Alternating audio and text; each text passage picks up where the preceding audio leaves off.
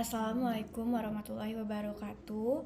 Kami dari kelompok 4 ingin mempresentasikan tentang persaingan brand apotek di pasaran yang beranggotakan Anastasia Jovanka, Aura Herdianti, Dadan Ramadan, dan Mila Amalia. Profil perusahaan: nama pemilik Lesa Utari, nama usaha Apotek Barokah, alamat Kampung Kedung Gede depan SMP 1 Kedung Waringin. Waktu operasional dari jam 7 pagi sampai jam 10 malam. Tahun berdiri 2019. Deskripsi perusahaan: Apotek Barokah adalah apotek jaringan yang bergerak dalam bidang farmasi yang berdiri pada tahun 2019 dan menjalankan operasi setiap hari dari jam 7 sampai jam 10 malam. Apotek Barokah menyediakan berbagai macam obat-obatan yang dibutuhkan pelanggan dengan melakukan kebijakan harga yang tetap sama pada pagi hari, siang hari, malam hari maupun hari libur. Kekuatan apotek: yang pertama, lokasi yang strategis dekat dengan jalan raya, sekolah, dan masjid. Yang kedua, karyawan yang ramah dan komunikatif. Yang ketiga, sudah memiliki izin pendirian apotek. Dan yang kelima, apotek merupakan apotek swasta yang berdiri sendiri, bukan waralaba. Peluang apotek: yang pertama, merupakan produk yang selalu dibutuhkan manusia di kala sakit. Yang kedua, masyarakat semakin sadar akan kesehatan.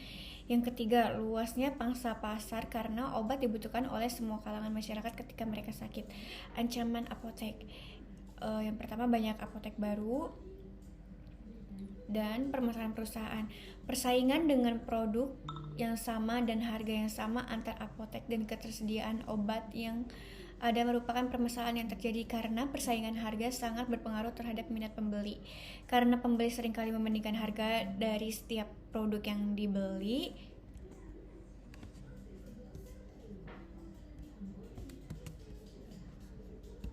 Solusi permasalahan atau rumusan masalah. Permasalahan yang akan dihadapi dalam proses pembelian di apotek adalah proses pemilihan distributor. Masalah yang biasa ditemukan adalah masalah harga yang ditawarkan oleh distributor, diskon, dan masalah keterlambatan waktu atau kedisiplinan distributor dalam pengiriman barang, serta fleksibilitas distributor dalam menangani perubahan pesanan. Oleh karena itu, dibutuhkan suatu sistem penunjang keputusan yang dapat melakukan pemilihan distributor sehingga dasar pengambilan keputusan tersebut menjadi lebih kuat. Tujuan pengambilan keputusan: 1. Membentuk suatu positioning yang tepat. Perusahaan berusaha untuk menunjukkan suatu image atau citra tersendiri mengenai perusahaan kepada pelanggan atau pasar sasaran. 2. Mempertahankan pelanggan yang setia. Pelanggan yang setia bagaikan kekayaan untuk masa depan, yang jika dikelola dengan baik akan memberikan aliran pemasukan seumur hidup yang baik kepada perusahaan. 3. Mendapatkan pangsa pasar baru. Perusahaan berusaha untuk mendapatkan dan memperluas pangsa pasar dengan menggunakan strategi bersaing mereka masing-masing untuk meraih pasar seluas-luasnya. 4. Memaksimalkan penjualan. Proses untuk memaksimalkan laba atau keuntungan tergantung dari efektivitas strategi bersaingnya.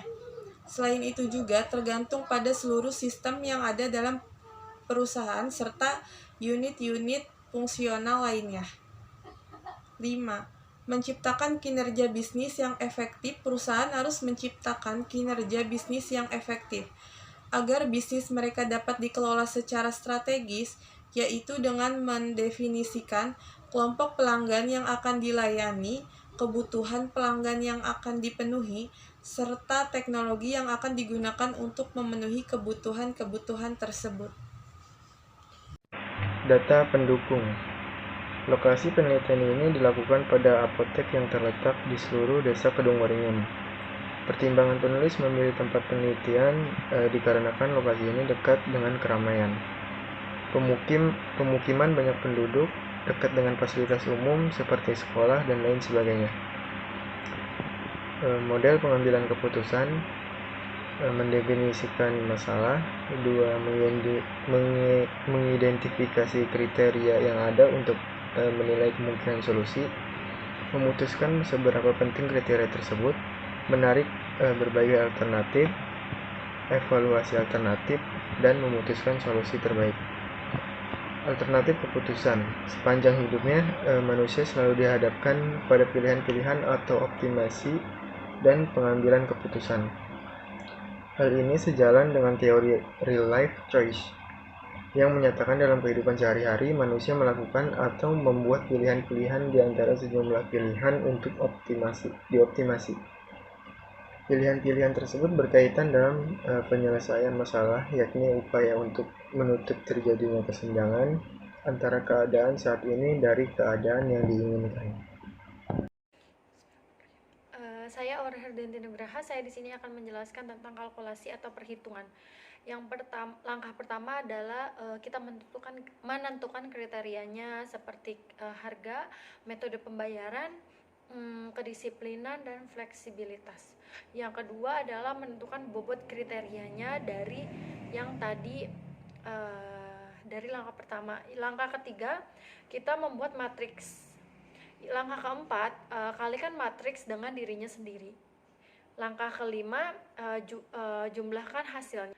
Langkah yang keenam adalah menormalisasikan dengan membagi tiap-tiap jumlah baris pada matriks dengan jumlah total baris dan akan menghasilkan eigenvektor. Langkah ketujuh adalah menentukan bobot alternatif untuk kriteria harga. Langkah ke-8 adalah menjabarkan tabel matriks dan ubah dalam desimal. Langkah ke-9, kalikan dengan matriksnya. Langkah ke-10, jumlahkan hasil matriks. Pemilihan keputusan. Saat pemilihan keputusan, anggota kelompok saling berdiskusi untuk menentukan permasalahan yang dominan dalam apotek Karomah. Lalu setiap anggota kelompok menyarankan ide-ide yang ada di dalam pikirannya masing-masing. Setelah itu kami membuat sebuah keputusan secara perlahan dengan semua pertimbangan. Implementasi atau saran. Pemilihan distributor berpengaruh terhadap harga jual, ketersediaan obat, dan disiplinnya pengiriman. Pengusaha yang mengelola sumber daya dengan baik sesuai perencanaannya. Karena belum bisa pesan online, jadi saran dari kami adalah daftarkan Apotek Karomah, contohnya ke Halodoc, Shopee, antar barang, dan lain-lain. Terima kasih. Segitu saja dari kelompok kami. Wassalamualaikum warahmatullahi wabarakatuh.